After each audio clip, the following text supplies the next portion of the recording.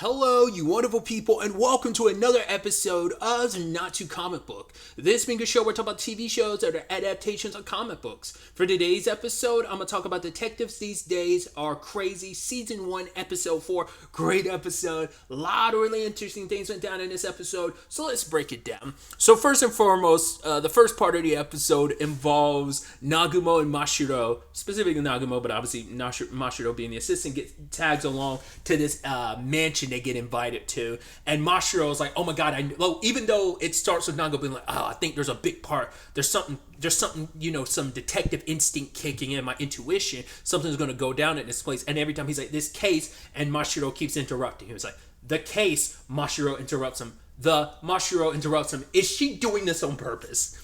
But yeah, they go to this place, and she's the one that's adamant about, oh my god, something's going to go down investigation-wise, I know it, and Nagumo's like, you're probably reading too much into it. It's probably not going to be anything like that. Because she's like immediately like, oh, there's going to be like a body. It's going to be a whole murder investigation. They get there and meet the servant, Watanabe, and he's wearing a mask, and he gives off this super suspicious vibe where it's like, oh, I don't want to show my face. Then the fact is that he has a mask on that smiles. Definitely reminds me of the LOL cult from Mob Psycho 100.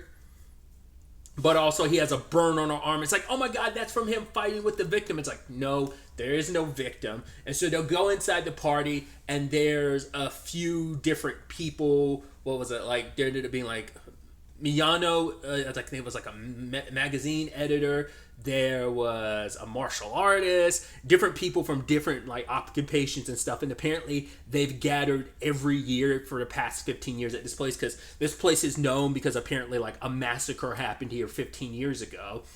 And the current host, Kuroi, because they never brought up like what the connection was between the previous owners in this place and the guy who currently owns it, Croy. Like, they never went into it. They were saying like later that the guy who owned the place previously, who him and his entire family were massacred, was basically made his money in trade, and some random guy burst in there with a machete and killed all of them because like I think he had some personal vendetta against them. But once again, like, so much of that was so vague. But I love later on because Yu shows up, and he's like, oh yeah, I'm here. And I love that Nagumo and Mashiro completely ignored him. He's like, yo, you guys have to wait, how can you just walk away while I'm talking? They're like, oh my god, you were here, I didn't even realize that. And Mashiro's like, oh, I thought there was a smudge on my contact lens, it just happened to look like you. But at first he's like, oh my god, this is crazy. And it's like, oh, look at the spread of the food. He's like, the food here. And it's like, what is it? Is it poison? He's like, the fact is, last year I came here, I told them I don't like tomatoes, and now everything that's a part of the meals here has tomatoes in it. And Mashiro's like, please, people are going to think we are associated. Please get away from us.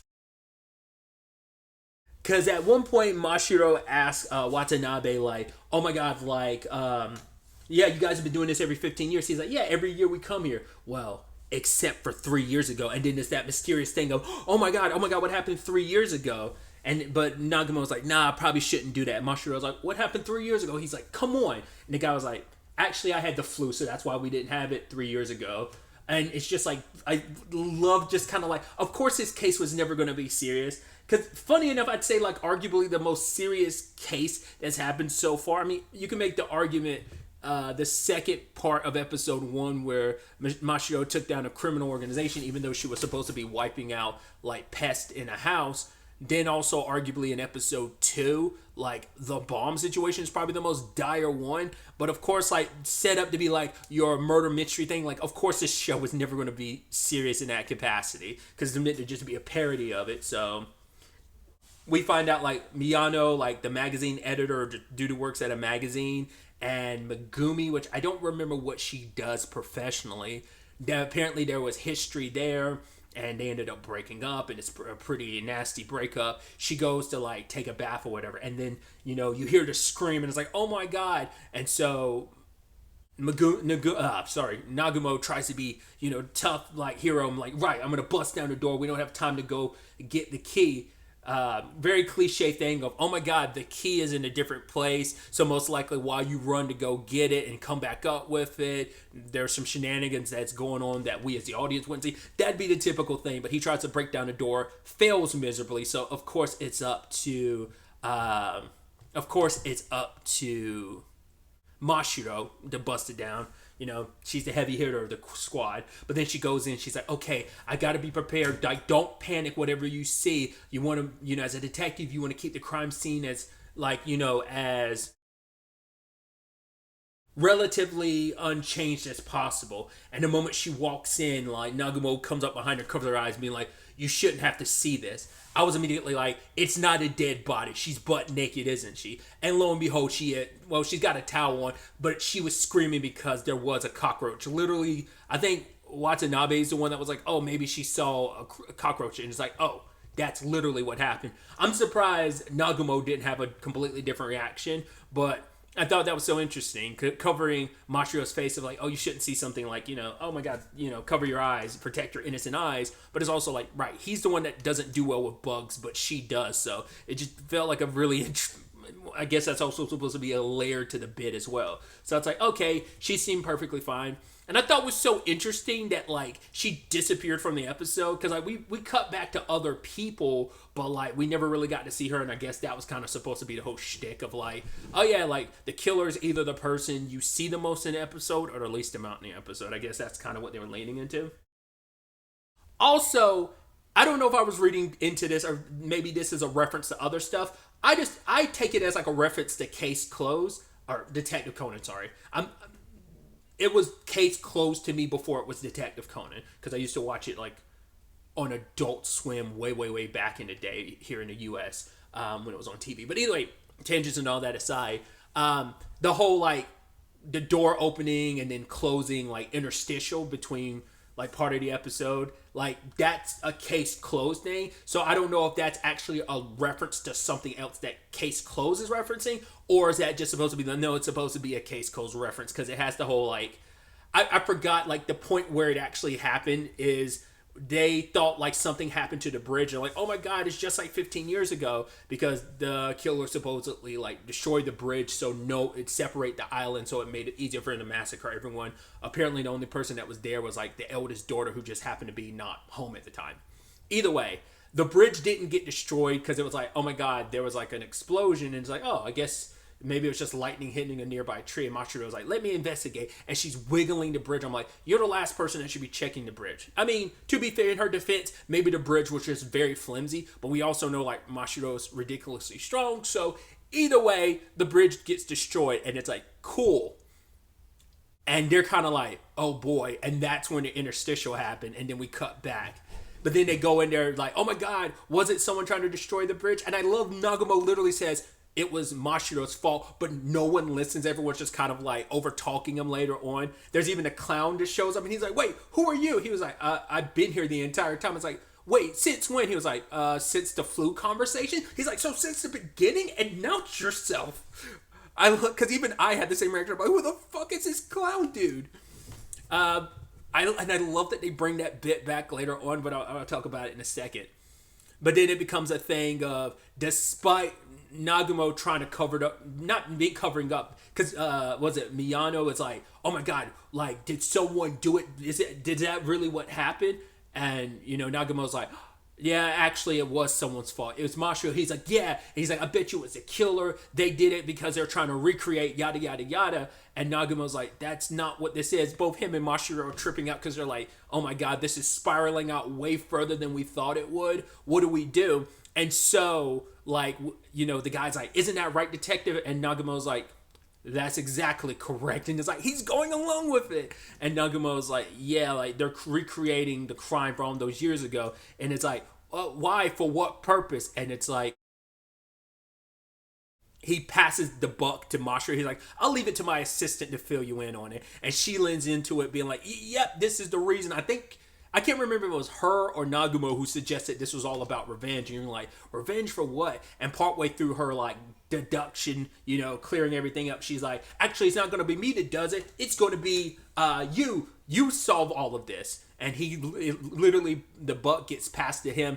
And he's like, okay, the suspect is Megumi. It turns out that she's the eldest daughter. She was 14 at the time. It's been 15 years. You're the only person here that's 29 years old. You fit the motive. And it's like, wait, what? And then all of a sudden she's like, you're exactly right. And it's like, wait, we accidentally stumbled across a case. We were bullshitting our way through this. And somehow it all came through in the end.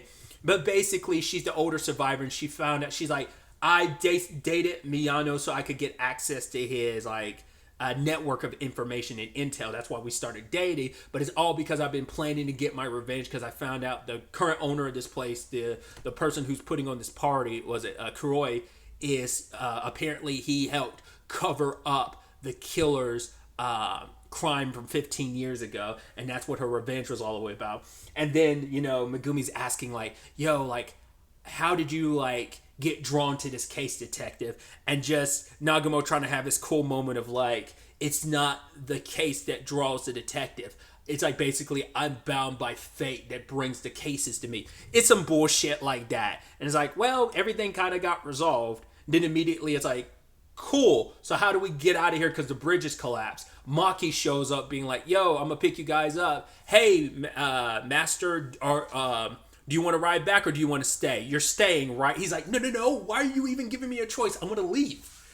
And his reasoning for picking Megumi, he's like, oh, it's because it's, to, you know, more likely a woman did it or something like that, which I was like, that's, and I'm trying to think in retrospect, I was like, was she the only woman at the, yeah, I think she was literally the only one, but it's like, the stereotype is like, no, like, it's statistically, it's the man, so I think that's just the layered bit to it too. It's like, oh, you literally picked her just because she was the only woman there? And then we get that little, like, closing aspect to the case where it's kind of like, Nagumo feels like there's got to be more to it, but then Mashiro's like, actually, everything's resolved. In fact, oh, he was like, yeah, we never actually got to see, like, the host of the party. And she's like, no, he was there. He's like, wait, where? And it's like, flashback to, like, when you were talking to that clown, he was there. It's like, that guy has zero presence. And we don't even get to see his face. We just see him from behind. I'm like, I love how stupid this show can be.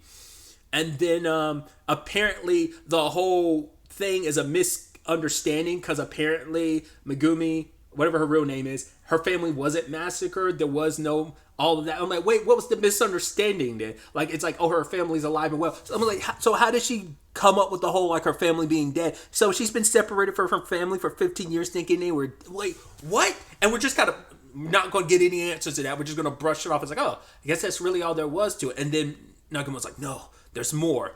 And he goes, Machiro, we're going back to the mansion. It's like, why? Final piece to the puzzle. And she's just like, there is no puzzle. It's just basically your acid reflux kicking in because you're an old man.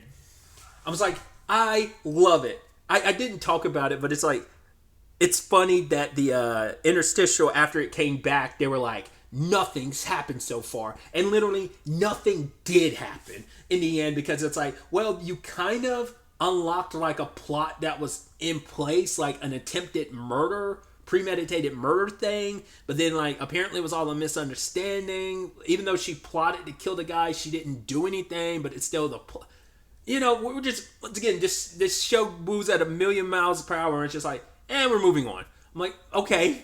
I love that it's like, it takes up like 2/3 of the episode, because the next section of the episode's another part. I haven't, I watched like a tiny bit of it. I'm gonna, you know, talk about that separately, obviously, but that's only like a small section of the episode. This takes up like 2/3 of the episode, kind of for nothing. It's kind of a nothing case, and I love it. I love how weird and wild and random this series is. And now moving on to the second section of the episode, where we have, I think it's mainly Mashiro, but maybe you as well, participating in Pokemon Go, even though they still call the thing Pikachu. So I'm like, so you could get away, you could get away with Pikachu, but you can't get away with Pokemon?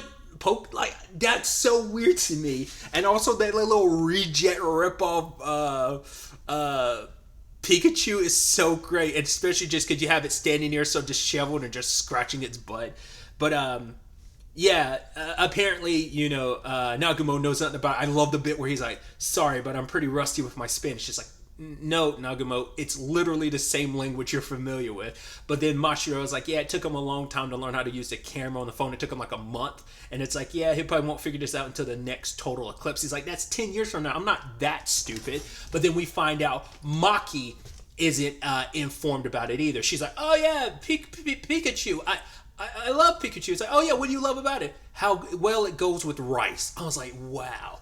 I should have talked about it, but last episode is specifically the introduction of you and Maki. That there in the first part of the episode, there was some line of dialogue. I can't fully remember what it was, but there was some line of dialogue that kind of made me think like Maki might not be. I think because like Nagumo put her and you around the same age group, and she was almost flattered by that. That kind of made me go like, is that supposed to imply they're not the same age? Turns out they're not. And now she's drinking with Nagumo because she's drowning in despair. She's like, what is a Pikachu anyway? And she feels so bad about it because she's like, I talked to you about it at one point in time, asked him, does he know what a beeper is? He didn't know. And then I love Nagumo's like, oh, I did the same thing with Mashiro. She had no idea what a phone card was. And then she stumbled across it. He was like, oh yeah, that's a phone card. She's like, yeah, I use them all the time. And he's like, well, go ahead and use it if you want to. And she holds it up like a actual phone, and she's like, hello. And he's over there, he's like filming it, but he's not filming it because you listen to the sound effect. He's based because he doesn't know how to film it. He knows how to take multiple pictures, but he doesn't know how to do video, I think. But it's definitely him taking multiple pictures instead of taking a video.